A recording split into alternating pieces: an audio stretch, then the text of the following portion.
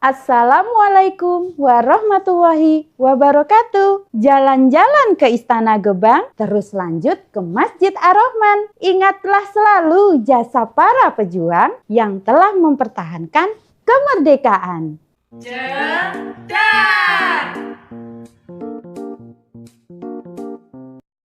Hai sahabat literasi semua, kita jumpa lagi di Cedar, cerita anak dalam jaringan. Seperti biasa, Cedar akan menyajikan kisah para pahlawan yang kaya akan hikmah dan inspirasi. Pada edisi Cedar sebelumnya, sahabat literasi sudah mengikuti kisah perjuangan Sang Jenderal Besar Panglima Sudirman. Nah, pada edisi ini, Kak Hertin akan mengambil salah satu kisah heroik yang juga melibatkan Panglima pemberani dan tak kenal rasa takut itu. Sahabat literasi, kalau kalian mengikuti Cedar edisi sebelumnya, kalian tentu sudah mengetahui kisah Jenderal Sudirman mulai dari masa kecil, masa remaja, saat menjadi tentara, hingga wafatnya beliau. Nah, pada edisi ini, Kak Hertin ingin mengajak kalian untuk mengupas tentang salah satu peristiwa yang tercatat dalam sejarah perjuangan Indonesia, yaitu Palagan Ambarawa. Kita akan belajar tentang latar belakang, tokoh, dan makna dari peristiwa ini. Sudah siap? Yuk simak cerita kakak hingga akhir. Dan nanti jawab pertanyaannya agar kalian beroleh kesempatan mendapatkan hadiah menarik dari Dinas Perpustakaan dan Kearsipan Kota Blitar. Kita mulai ya. Kemerdekaan Indonesia yang diproklamirkan oleh Soekarno-Hatta pada tanggal 17 Agustus 1945 bukanlah sebuah akhir dari perjuangan bangsa Indonesia. Namun, proklamasi merupakan awal perjuangan yang melahirkan semangat para pejuang untuk mempertahankan kemerdekaan dari ancaman para penjajah, yang mana melahirkan berbagai peristiwa heroik para pejuang Indonesia di berbagai wilayah. Salah satu peristiwa heroik yang menandai perjuangan bangsa Indonesia dalam mempertahankan kemerdekaan adalah Pertempuran Ambarawa atau Palagan Ambarawa yang terjadi di wilayah Ambarawa pada tanggal 12 hingga 15 Desember tahun 1945.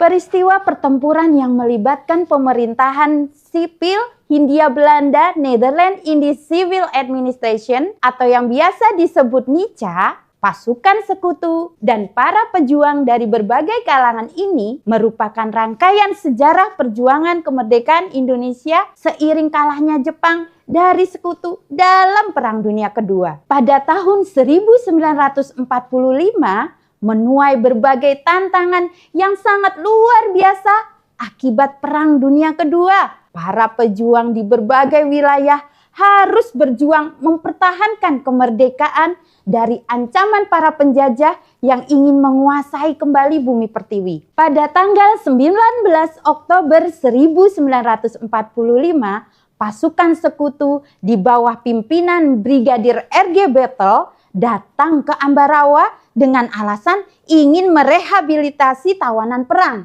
Kedatangan pasukan sekutu di Ambarawa ini pada awalnya disambut baik oleh Gubernur Jawa Tengah, Wongsonegoro, karena beliau menganggap pasukan sekutu hanya ingin membebaskan tawanan perang di Jawa Tengah. Pada tanggal 21 Oktober 1945, Gubernur Wongsonegoro melakukan perundingan dengan pasukan sekutu dan terciptalah kesepakatan, yaitu pertama, tawanan Indonesia akan dibebaskan oleh Jepang.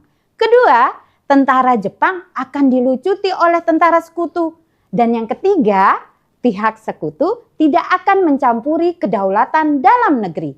Di saat yang bersamaan dengan kedatangan pasukan sekutu di Ambarawa, para pejuang rakyat Semarang juga sedang mati-matian merebut senjata dari pasukan Jepang. Dan ketika rakyat Semarang merebut senjata dari tentara Jepang, terjadi pertempuran antara pejuang rakyat Semarang melawan pasukan Jepang.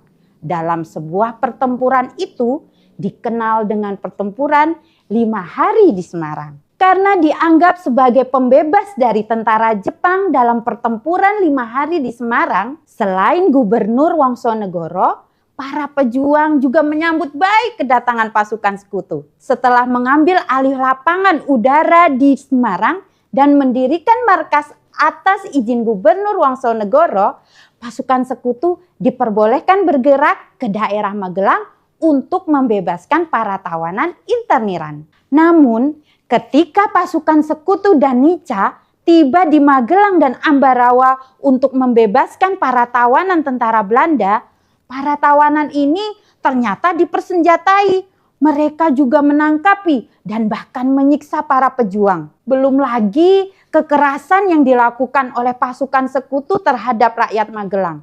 Sehingga akhirnya menimbulkan kemarahan dari pihak Indonesia. TKR atau Tentara Keamanan Rakyat dari Resimen 1 Kedu pimpinan Letkol M. Sarbini membalas tindakan tersebut dengan cara mengepung tentara sekutu dari berbagai penjuru. Gerakan mundur tentara sekutu yang sebelumnya tertahan di Desa Jambu akibat dihadang para pasukan angkatan muda yang dipimpin oleh Oni Sastrodihardjo yang juga diperkuat oleh pasukan gabungan dari Surakarta, Suruh, dan Ambarawa. Tentara sekutu juga kembali dihadang oleh Batalion 1 Suryo Sumarno di Desa Ngipe. Waktu pengunduran ini terjadi, tentara sekutu berusaha menduduki 2 desa di sekitaran Ambarawa. Pada tanggal 28 Oktober 1945, Komandan Tentara Keamanan Rakyat atau biasa disebut TKR Daerah Kedu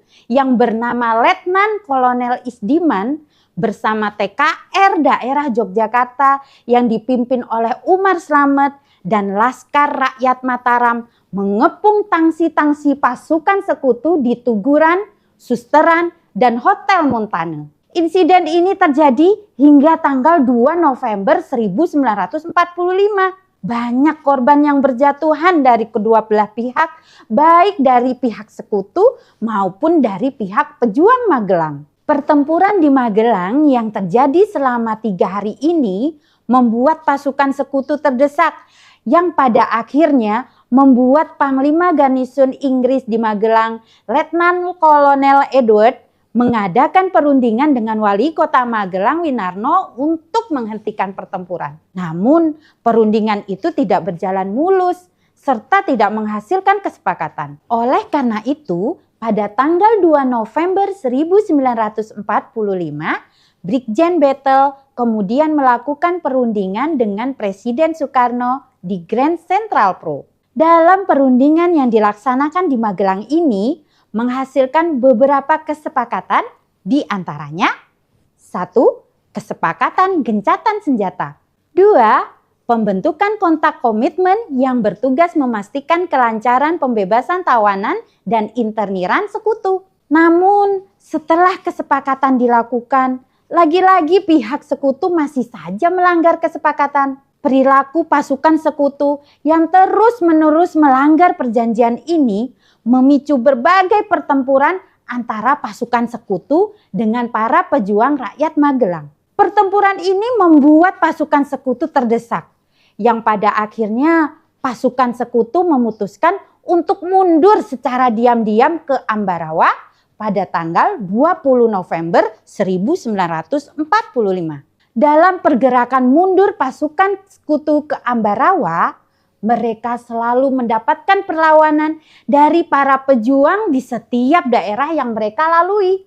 Oleh karena itu, pasukan sekutu meminta bantuan untuk melancarkan pergerakan mundurnya ke Ambarawa. Kala itu, pesawat P-150 Mustang atau yang disebut pesawat cocor merah dikerahkan untuk membantu pasukan sekutu. Pada tanggal 26 November 1945, ketika pasukan sekutu melakukan perjalanan mundur ke Ambarawa, para pejuang Ambarawa termasuk pasukan TKR dan laskar-laskar rakyat memberikan perlawanan yang hebat kepada para pasukan sekutu. Ketika bala bantuan sekutu berupa pesawat tempur cocor merah datang, Pasukan sekutu langsung menembaki para pejuang dari udara yang membuat Letnan Kolonel Isdiman terkena tembakan dan gugur. Gugurnya Letnan Kolonel Isdiman ini membuat Panglima Divisi 5 Purwokerto, yaitu Sudirman yang saat itu masih berpangkat kolonel, marah besar dan memutuskan untuk turun langsung memimpin operasi pembebasan Ambarawa. Sejak kedatangan pasukan sekutu di Ambarawa dengan dalih ingin membebaskan para interniran, kota Ambarawa menjadi tidak kondusif. Masyarakat yang masih larut dalam semangat kemerdekaan merasa kedaulatan Indonesia sedang terancam. Kala itu hanya ada dua pilihan bagi para pejuang, merdeka atau mati. Sahabat literasi, bisa dibayangkan betapa menegangkannya situasi di Ambarawa saat itu. Pada tanggal 11 Desember 1945, Kolonel Sudirman mengadakan rapat dengan Komandan Tentara Keamanan Rakyat di wilayah Ambarawa, daerah-daerah lain di Jawa Tengah, serta para pimpinan laskar untuk membuat rencana serangan secara serentak. Dengan begitu, pihak Republik telah mempersiapkan sekitar 2.000 hingga 3.000 lebih pasukan. Nama-nama besar seperti Ahmad Yani, Soeharto, hingga Gatot Subroto pun turut berperan dalam serangan di Ambarawa melawan pasukan sekutu dengan strategi supit urang. Masih ingat apa strategi supit urang yang pernah diceritakan Kak Anis Hidayana?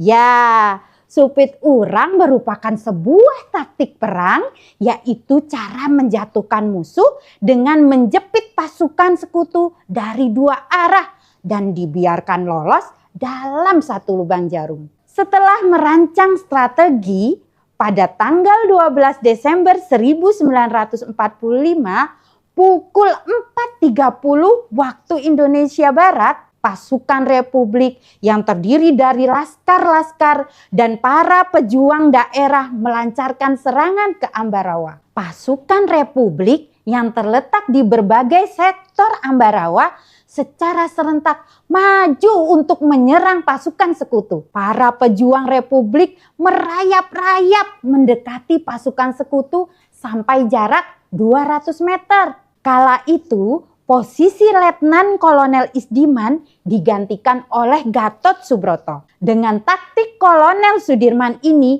membuat pasukan sekutu terjepit. Kontak senjata antara pasukan sekutu dan para pejuang tak terelakkan dan berlangsung terus-menerus selama 4 hari. Desing peluru dan gema ledakan serta asap mesiu terus-menerus mewarnai langit-langit Ambarawa. Walaupun dengan keterbatasan senjata yang dimiliki, semangat bertempur para pejuang terus berkobar. Sahabat literasi, setelah menggempur pasukan sekutu selama 4 hari, pada tanggal 15 Desember 1945, pertempuran yang terjadi di Benteng William menjadi tanda kemenangan pasukan Republik atas sekutu, yang pada akhirnya membuat 60 truk pasukan sekutu meninggalkan kota Ambarawa. Kemenangan para pejuang disambut gembira oleh rakyat Indonesia. Taktik supit urang yang digunakan oleh Kolonel Sudirman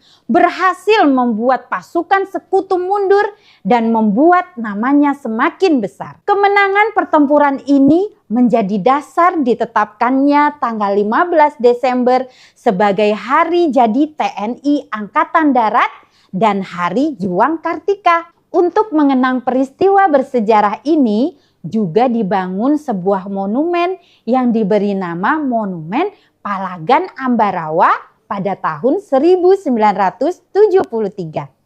Dan diresmikan oleh Presiden Soeharto pada tanggal 15 Desember 1974 bertepatan dengan tanggal kemenangan para pejuang Republik dalam pertempuran Palagan Ambarawa. Monumen yang terletak di Jalan Monsinyur Sugio Pranoto, Panjanglor, Panjang, Kecamatan Ambarawa, Kabupaten Semarang, Jawa Tengah ini merupakan sebuah bukti sejarah akan tangguhnya para pejuang dalam melawan pasukan sekutu. Terdapat sejarah yang begitu panjang di balik bangunan Monumen Palagan Ambarawa.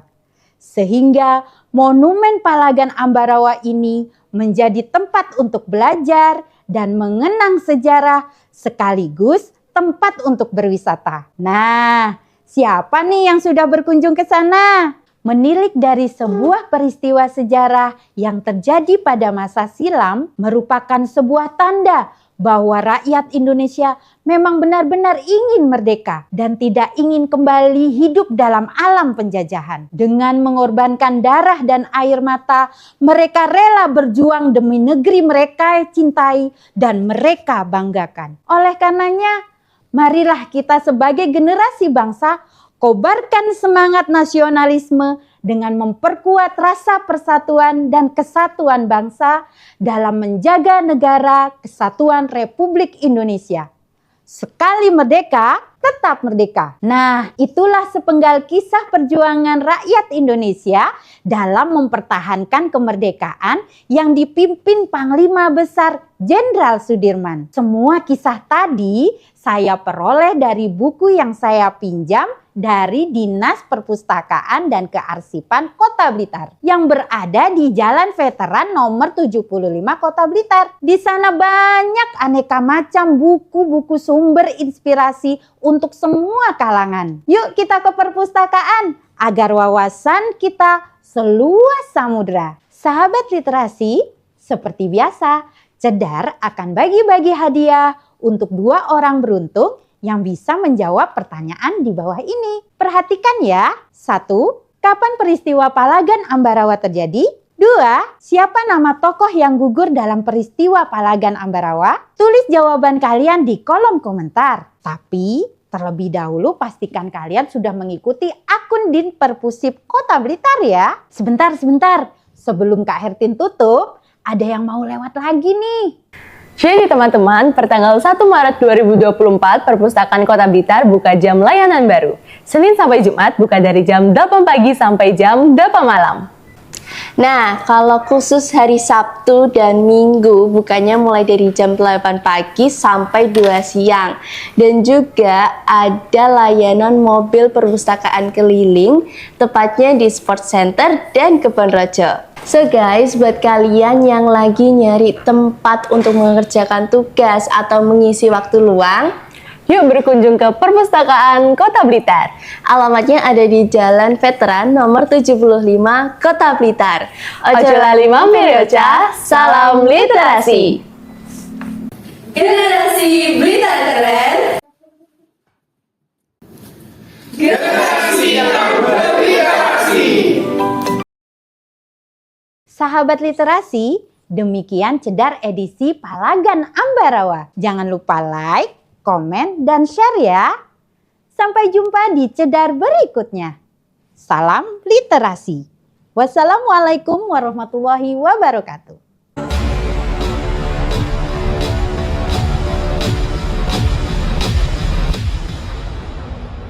Gimana Sobat Literasi ceritanya? Seru bukan? Yuk terus pantengin media sosial Din Perpusip Kota Blitar untuk cerita lainnya. Atau bisa juga datang langsung ke Perpustakaan Kota Blitar di Jalan Veteran nomor 75 Kota Blitar. Sampai jumpa di Cedar episode selanjutnya.